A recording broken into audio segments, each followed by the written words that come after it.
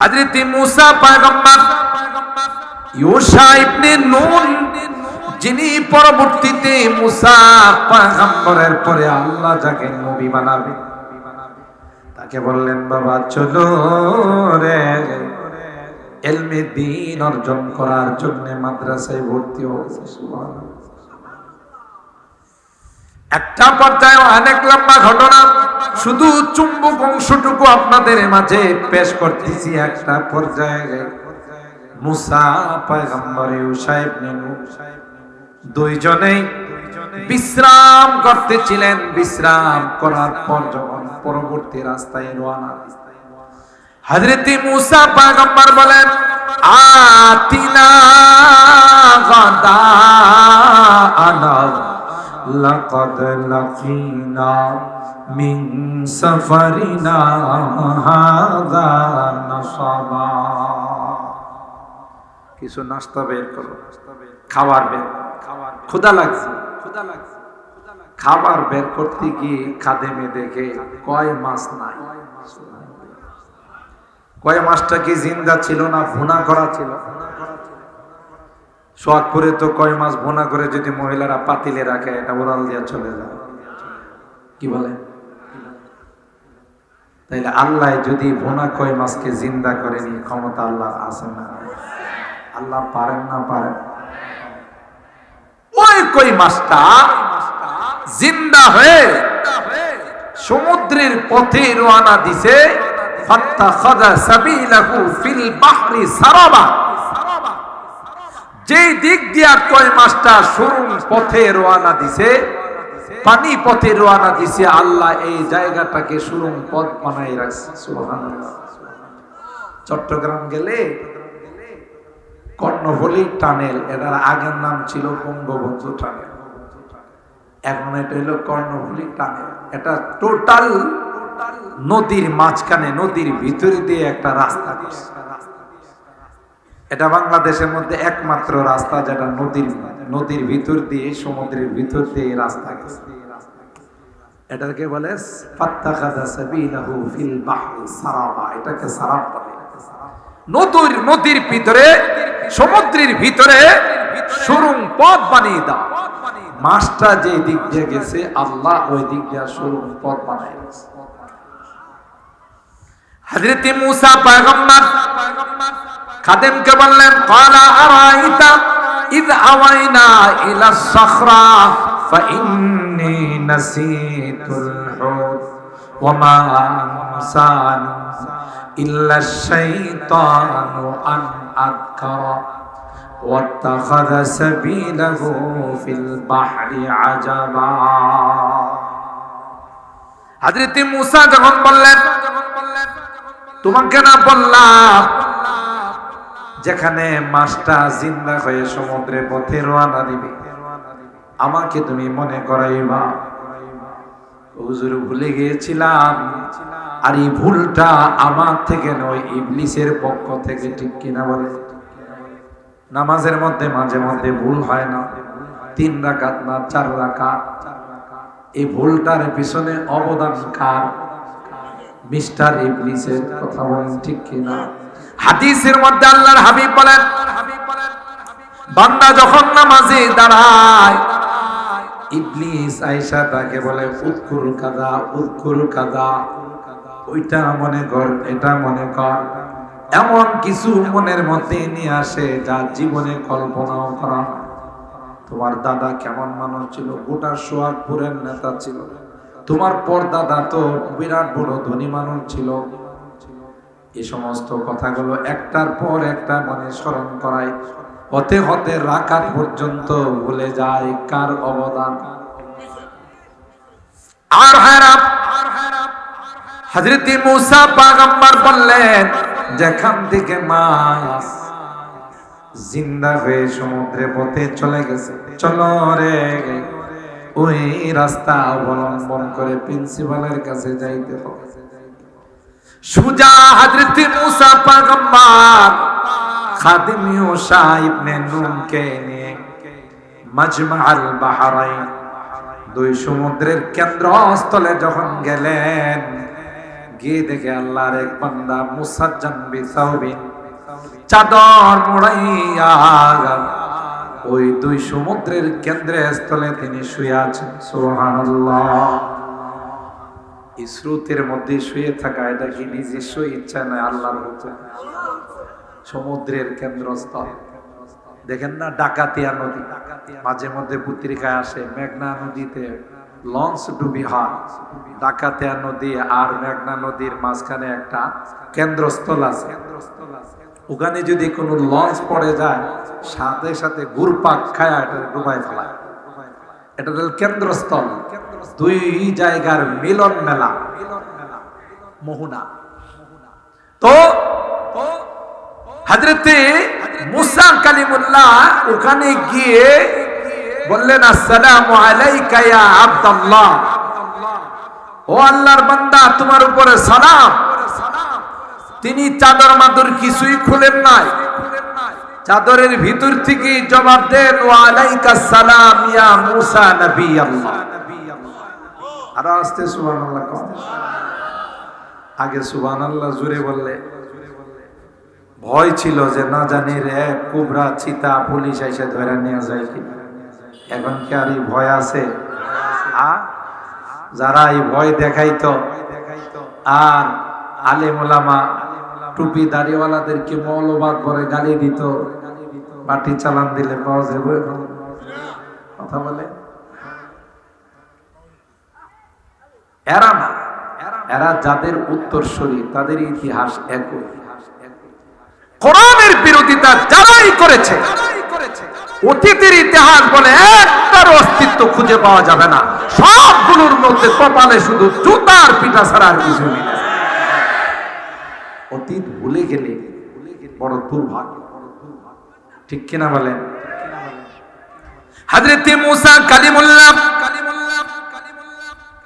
আর সহ্য হয়ে বললেন, ওগো আল্লাহর বান্দা, জীবনে তোমার সঙ্গে আমার দেখা নাই, জীবনে কোনোদিন মোলাকাত হয় নাই, কি করে বুঝলে আমি যে বনি ইসরাইলের পয়গম্বর মুসা? তিনি বলেন, আমি যে এখানে শুয়ে রয়েছি আপনি কি করে জানলেন? আমি যে এখানে শুয়ে আছি আপনি জানলেন কেমন করে? কয় আল্লাহ আমাকে জানাইছেন। কই যে আল্লাহ আপনাকে জানাইছেন আমি এখানে শুয়ে আছি, সেই আল্লাহ আমাকে ফোন দিয়ে বলছেন একজন ছাত্র আসতেছে, ভর্তি করে নিন। قال هل أتبعك على أن تعلمني مما علمت رشدا। হযরত মুসা পয়গম্বর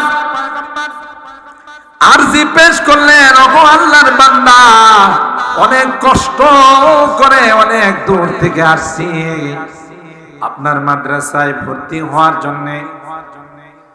তিনি বলেন, ক্বালা ইন্নাকা লান তাসতাতিআ মাইয়া সাবরা। না না না, আমার মাদ্রাসার নিয়ম কানুন বড় কড়া। 1 নম্বর শর্ত হইল মোবাইল ব্যবহার করা যাবে না। এখনকার ছাত্রদেরকে যদি বলা হয় বাবা তোমার মোবাইল ধরা পড়ছে, দেওয়া যাবে না, হুজুর মোবাইলটা দেন, প্রয়োজনে মাদ্রাসা থেকে চলে যাবে, কথা কয় না। মোবাইলের এতটাই পাগল, প্রয়োজনে মাদ্রাসা ত্যাগ করতে রাজি কিন্তু মোবাইল ত্যাগ করতে রাজি। এই মোবাইল গোটা যুব সমাজটাকে, ছাত্র সমাজটাকে ধ্বংসের পথে নিয়ে গেছে। আর শয়তান এতটাই চালু, এই শয়তান মোবাইলের মাধ্যমে মুসলমানদের মসজিদের মধ্যে গান ঢুকাই দিচ্ছে। যত খারাপ লোকই হোক, কেউ কখনো মসজিদের ভিতরে গান বাজানোর দুঃসাহসিকতা দেখাবে না, স্পর্ধা দেখাবে না। কিন্তু এখন নামাজে ইমাম সাহেব আল্লাহু আকবার কয় আর এই বিদেশনা বন্ধুর গান শুরু হয়, হিন্দি গান শুরু হয়। এটা হলো শয়তানের পলিসি, ঠিক কিনা বলে? শয়তানের কাজ করছে। কয় তুমি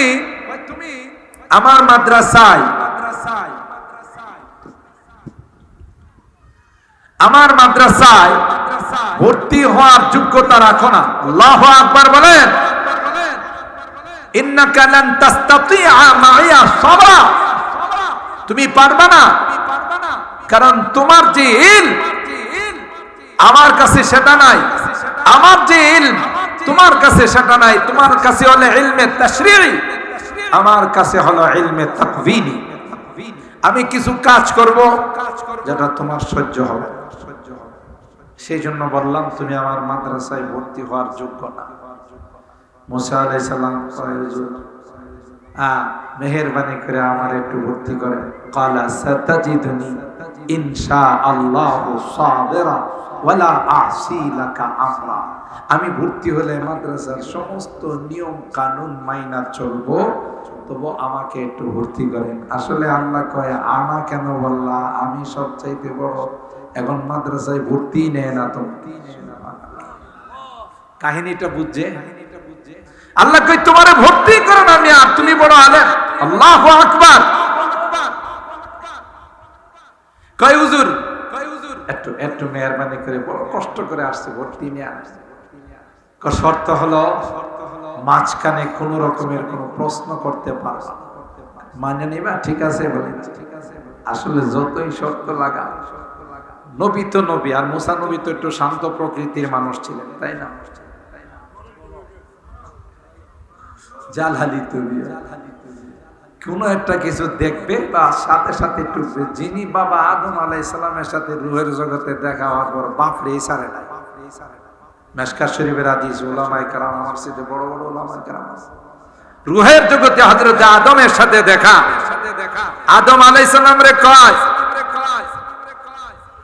আপনি আমাদের বাবা আদম, আনতা আবুনা ওয়া সাইয়্যিদুনা, খালাকাকাল্লাহু বিয়াদিহি ওয়া নাফাখা ফীকার রূহ ওয়া আসজাদা লাকাল মালায়েকা।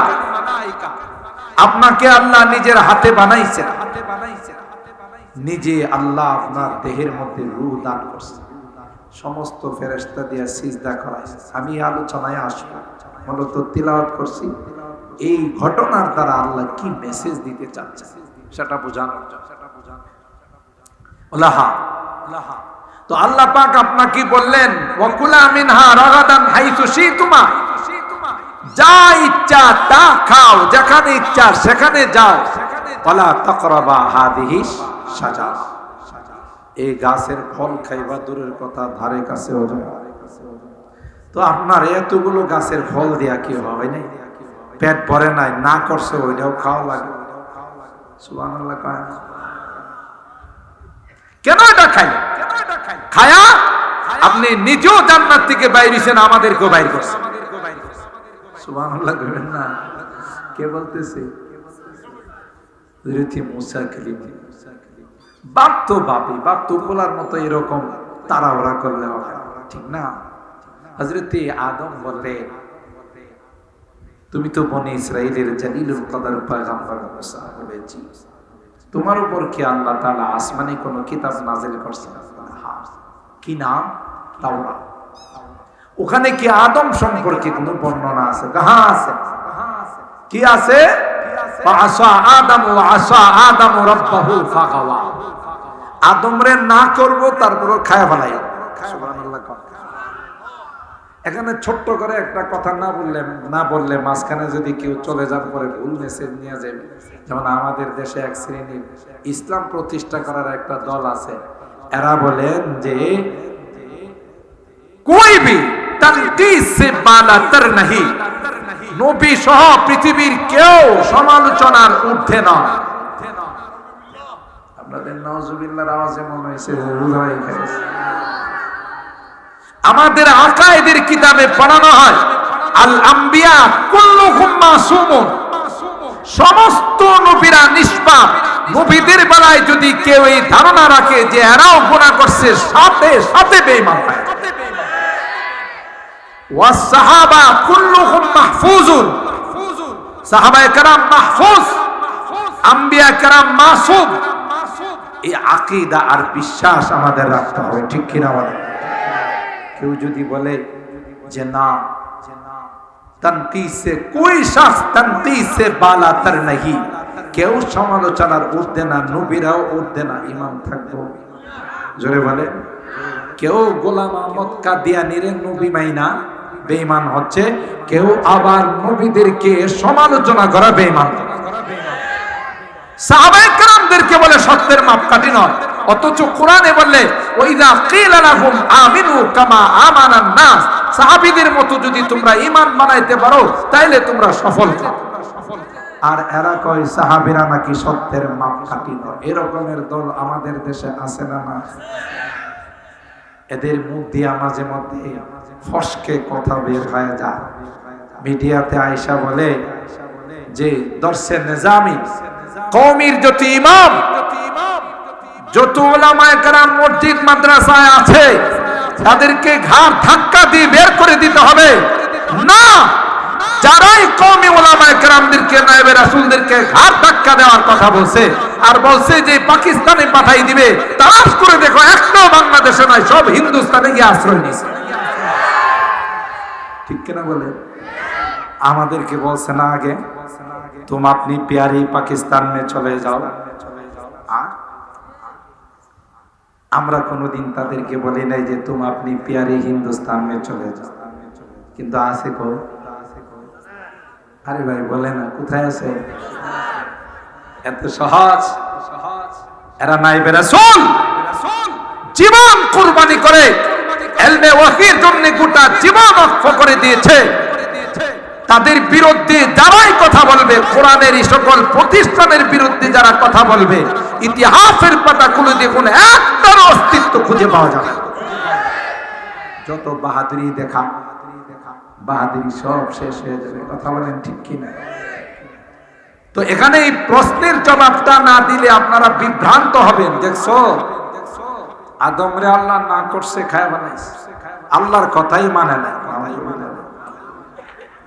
আচ্ছা আমি আপনাদের জিজ্ঞাসা করতে চাই হযরতে আদম আলাইহিস সালাম মুসা আলাইহিস সালামকে জিজ্ঞাসা করলেন এই তাওরাতে আমার ব্যাপারে কোনো কথা আছে বলে আছে কি আছে আমি না করব তারপরও আদম খায়া ফেলাই তখন তিনি প্রশ্ন করলেন তাওরাত কিতাবে কি আমার জন্মের পরে লেখা না আগে আপনার জন্মের কত আগে আল্লাহ লৌহে মাহফুজের মধ্যে লিখে রাখছেন আল্লাহর বাণী আচ্ছা বাবা তুমি একটা শিক্ষিত ছেলে হয়ে যে বিষয় আল্লাহ আমার জন্মের আগে লিখে রাখছেন এমন একটা বিষয় নিয়ে তুমি আমারে দোষারোপ করতেছ তুমি তো শিক্ষিত ছেলে বুদ্ধিমান ছেলে এমন বিষয় নিয়ে তো আমাকে তুমি দোষারোপ করার কথা নয় বলো তো দেখি যেই বিষয় আল্লাহ আমার উপর নির্ধারণ করে রাখছেন এটা কি আমি ওভারটেক করতে পারবো ওয়া কুল্লু শাইইন ফাআলুহু ফিজ যুবুর ওয়া কুল্লু সগীরিন ওয়া কাবীরিন মুস্তাতাব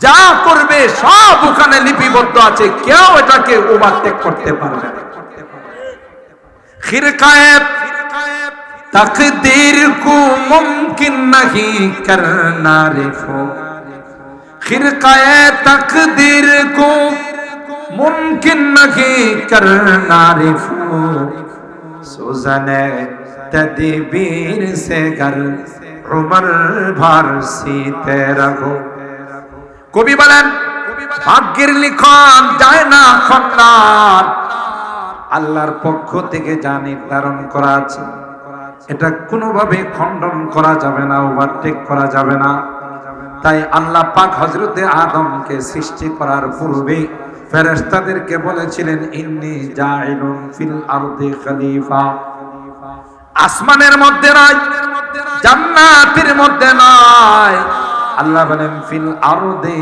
খলিফা আমার জমিনে আমার প্রতিনিধিত্ব করার জন্য আমি আল্লাহ একজন আদম বানাবো সুতরাং জান্নাতে রাখার জন্য আদমকে বানাই নাই বরং আল্লাহর জমিনে খেলাফত কায়েম করার জন্য আদমকে বানাইছেন ঠিক কিনা বলেন এই অপারেটর কই তোমার এটা শুধু এদিকে চলে যাও কই এটা আমি কই দিতে যাই ওই দিকে একটু এদিকে আসো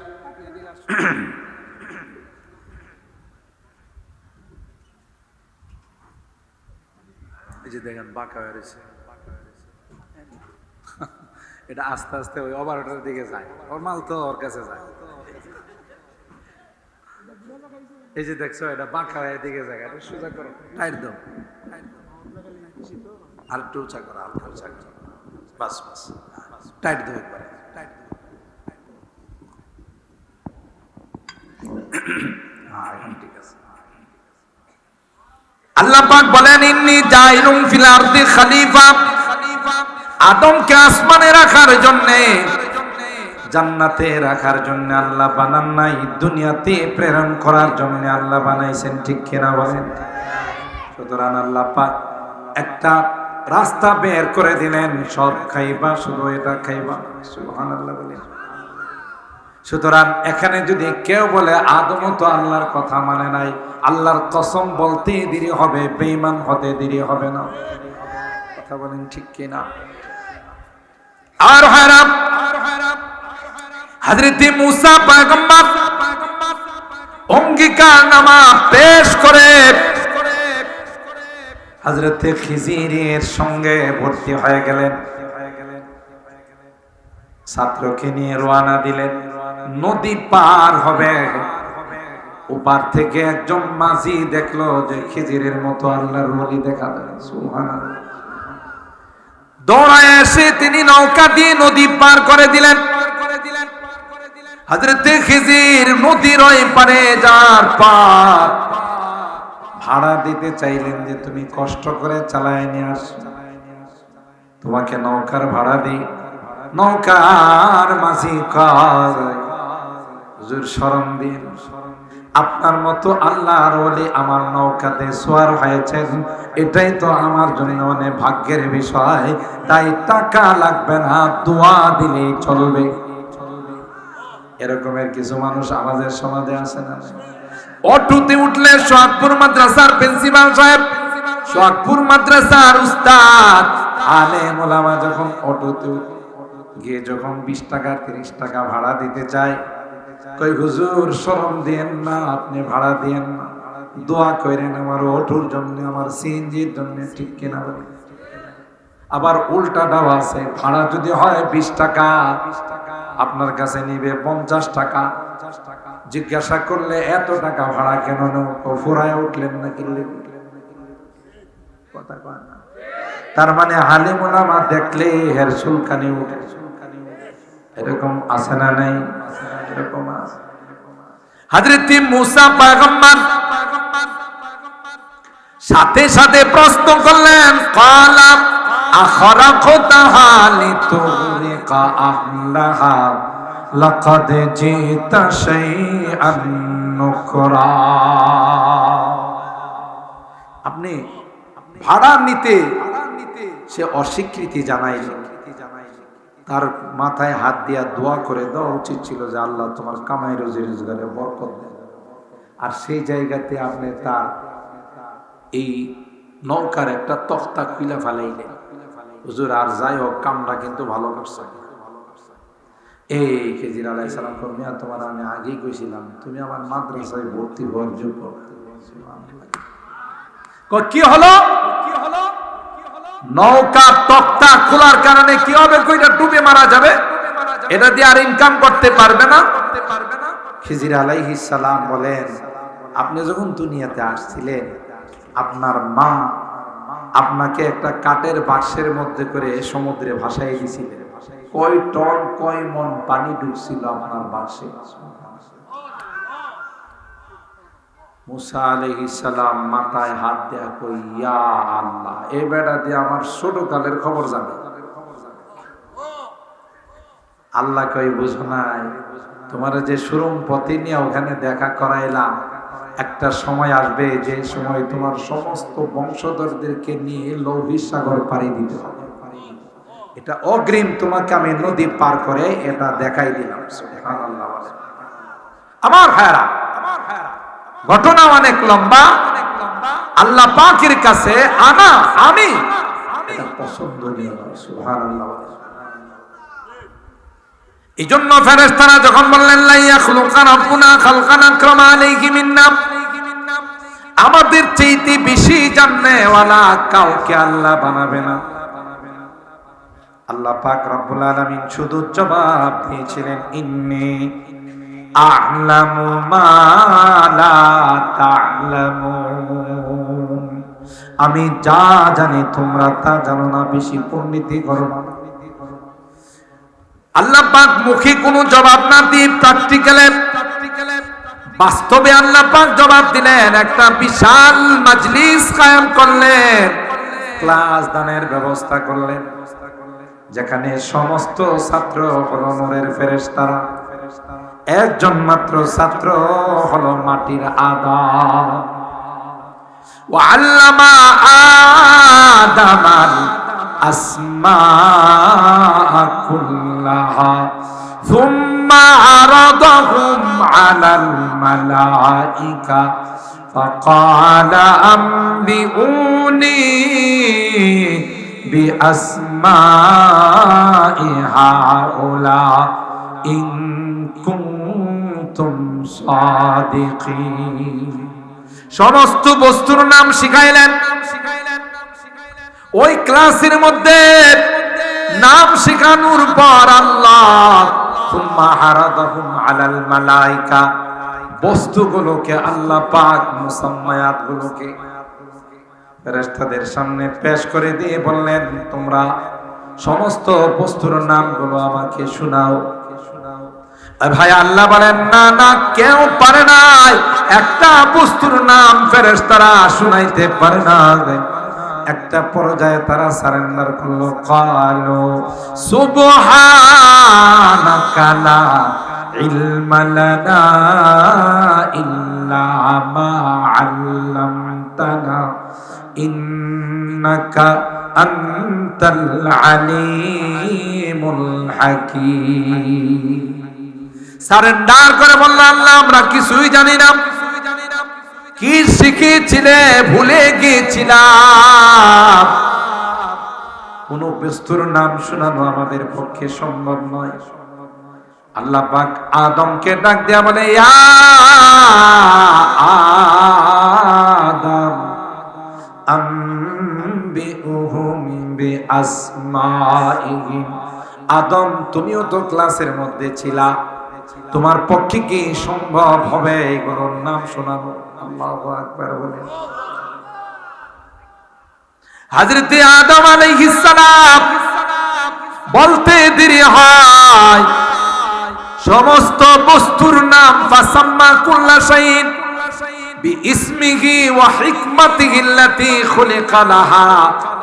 হযরত আদম শুধু বস্তুর নাম নয়, কোন বস্তুটা কত প্রকার এবং কাকে কি জন্য বানাইছেন, কখনো আল্লাহর কাছে আরবিতে বলে, কখনো ইংরেজিতে বলে, কখনো বাংলাতে বলে, কখনো হিন্দিতে বলে, কখনো উর্দুতে বলে, কখনো ফার্সিতে বলে। সুবহানাল্লাহ।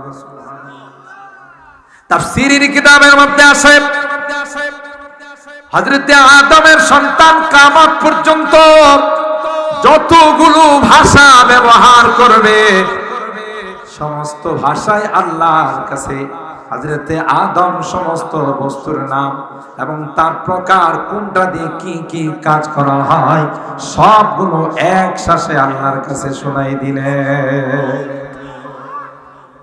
তাহলে আল্লাহর বোর্ডের মধ্যে এক নাম্বার হলো কে? কথা কয় না, মাটির আদম ফার্স্ট ক্লাস হয়েছে। কিসের দ্বারা? অস্ত্রের দ্বারা, নিজের বাহুবলের দ্বারা না, ইলমে ওহীর দ্বারা। গোটা সাত আসমানকে হযরত আদম আলো কলিজার টুকরা সন্তান আপনার কবরে শুইবে না। আপনার কলিজার টুকরা সন্তান যদি আলেম না হয়, হাফেজ যদি না হয়, সুপারিশ করার পাওয়ার পাবে না। এই সোহাগপুর মাদ্রাসা থেকে যারা হাফেজ হবে, আলেম হবে, একজন হাফেজের জন্য আল্লাহ তাআলা 10 জন ব্যক্তির সুপারিশের পাওয়ার। ফামা যান্নুকুম বিল্লাযী আমিলা বিহা। আল্লাহর নবী বলেন, যারা আলেম হবে তাদেরকে 10-20 কোনো সংখ্যা থাকবে না, অগণিত। যত ইচ্ছা তত সুপারিশ করে আল্লাহর জান্নাতে নিয়ে যাবে। সুবহানাল্লাহ। আল্লাহর হাবিব বলেন, আলমার উমামান আহাব্বা। দুনিয়াতে যে যাকে মহব্বত করবে, যার সঙ্গে যার সম্পর্ক হবে, পরকালে তার সঙ্গে তারা হাসর। আপনারা সোহাগপুরের মানুষ, আলহামদুলিল্লাহ, আমি জানি তো সোহাগপুরে অনেক বড় বড় জবরদস্ত উলামায়ে কেরাম আছে। কিসের কারণে বলেন? এই মাদ্রাসা কথা কয় না। ব্রাহ্মণবাড়িয়ার মধ্যে সোহাগপুর এলাকা একটা ঐতিহ্যবাহী এলাকা, ঠিক কিনা বলেন? আলেম ওলামার দিক থেকে, জেনারেল লাইনের শিক্ষিতর দিক থেকে, ভদ্রতার দিক থেকে আপনাদের এই মসজিদ বাংলাদেশের একটি অন্যতম মসজিদ হতে যাচ্ছে, ঠিক কিনা বলেন? মসজিদ কার ঘর? মাদ্রাসা নবীর ঘর। মসজিদ আল্লাহর ঘর, মাদ্রাসা নবীর ঘর। মসজিদের মধ্যে কিছু দিলে কি আল্লাহ খুশি হবেন না বেজার হবে? আর মাদ্রাসায় দিলে আল্লাহ এবং আল্লাহর নবী আরো খুশি হবে, ঠিক কিনা বলেন? তাই আমার অত্যন্ত স্নেহের বাংলাদেশ সহ আমাদের ব্রাহ্মণবাড়িয়ার মাদারে ইলমির যারা ওস্তাদ, জামিয়া ইউনুসিয়া, এটাকে আমি মাদারে ইলমি বলি। এই মাদ্রাসা কিন্তু কোন ব্যক্তির ইশারায় হয় নাই, সরকারের দোয়ানুল নবীর ইশারায় হয়েছে। আপনারা জানেন জামিয়া ইউনুসিয়া, হযরত ইউনূস রাহমাতুল্লাহ আলাইহি বাংলাদেশের নাগরিক নয়, তিনি ইন্ডিয়ান নাগরিক। দারুল উলুম দেওবন্দের আলেম, আল্লাহর হাবিব মুজাফফরনগর, সাহারানপুর প্রদেশ, সাহারানপুর ডিস্ট্রিক্টের মুজাফফরনগরের সন্তান হযরত ইউনূস রাহমাতুল্লাহ আলাইহিকে আল্লাহর নবী স্বপ্ন দেখাইছেন, তোমার ইন্ডিয়াতে নয়, তুমি বাংলাদেশে একটা জায়গা আছে আমার দুশমনদের আখড়া, এটার নাম হলো ব্রাহ্মণবাড়িয়া। বাংলাদেশের মধ্যে সবচাইতে বেশি কাদিয়ানি ছিল ব্রাহ্মণবাড়িয়া, ঠিক কিনা? এই আল্লাহর ওলিকে আল্লাহর নবী স্বপ্ন দেখায় পাঠাইছেন, তিনি জামিয়া ইউনুসিয়া করছেন, তার মাধ্যমে আজকে বাংলাদেশের মধ্যে সবচাইতে নামি দামি কোন ডিস্ট্রিক্ট থাকলে এটা হলো ব্রাহ্মণবাড়িয়া।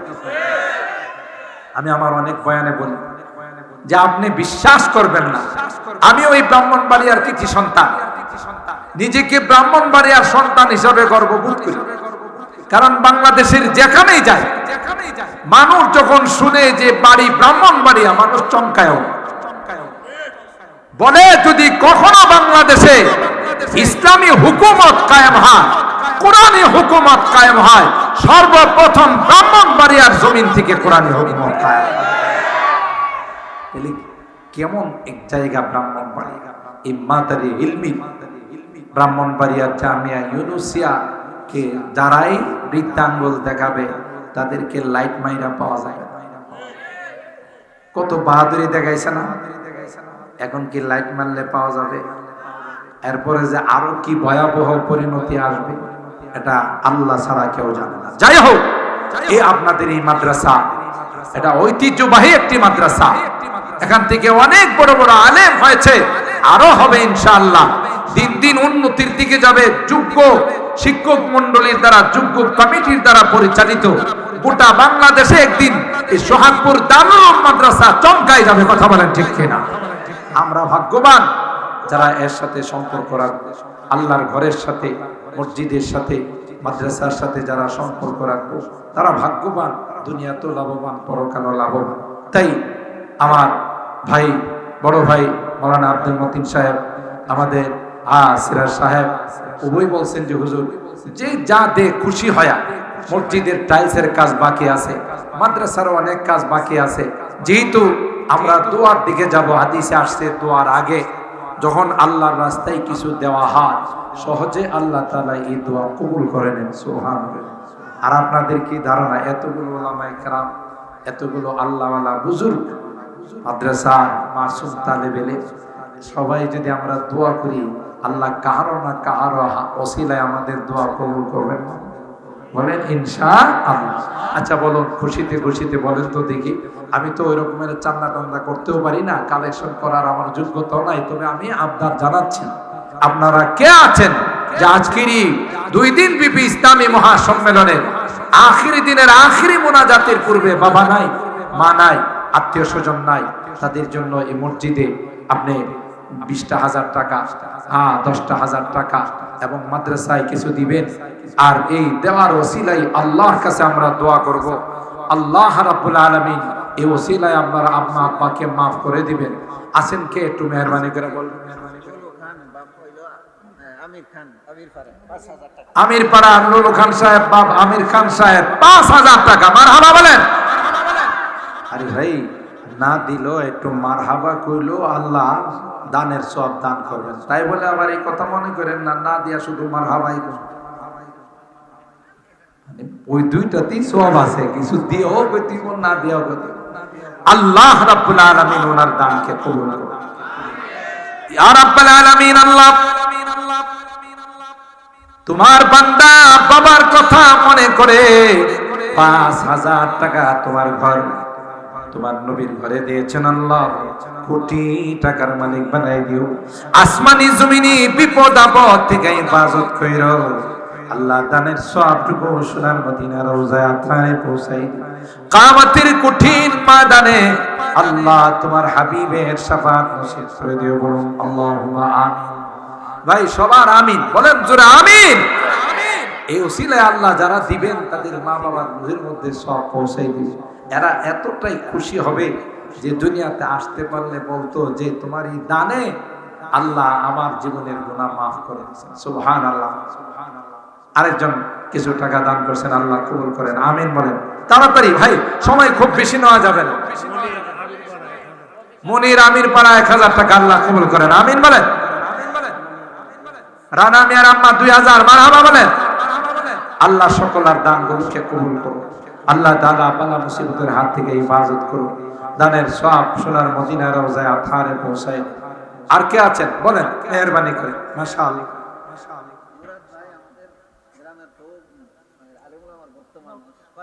মুরাদ সাহেব আলিম উলামা ভক্ত মানুষ ৫,০০০ টাকা, মারহাবা বলেন। আল্লাহ তোমার বান্দার দানকে কবুল করে নাও, কোটি টাকার মালিক বানাই দিও। আসমানি জমিনে বিপদ আপদ থেকে হেফাজত করিও। আল্লাহ মুরব্বিরা যারা দুনিয়াতে না যায় তাদের রূহের মধ্যে সবগুলো পৌঁছাই দিও, আমিন বলেন। নজরুল সাহেব বাহারাম থেকে ২,০০০, মারহাবা বলেন। আমরা প্রত্যেকটি মোনাজাতে প্রবাসে যারা আছে তাদের জন্য মোনাজাত করি, কথা বলেন ঠিক কিনা? কারণ প্রবাসীদের কারণে দেশের চাকা দেশ সচ্ছল আছে। প্রবাসীরা না থাকলে পুরো দেশ অচল হয়ে যায়। জনাব মজদুমিয়া ৫,০০০ টাকা, মারহাবা বলেন। আল্লাহ তোমার বান্দার দানকে কবুল করে নাও, কোটি টাকার মালিক বানাই দিও। আসমানি জমিনে বিপদ আপদ থেকে হেফাজত করো।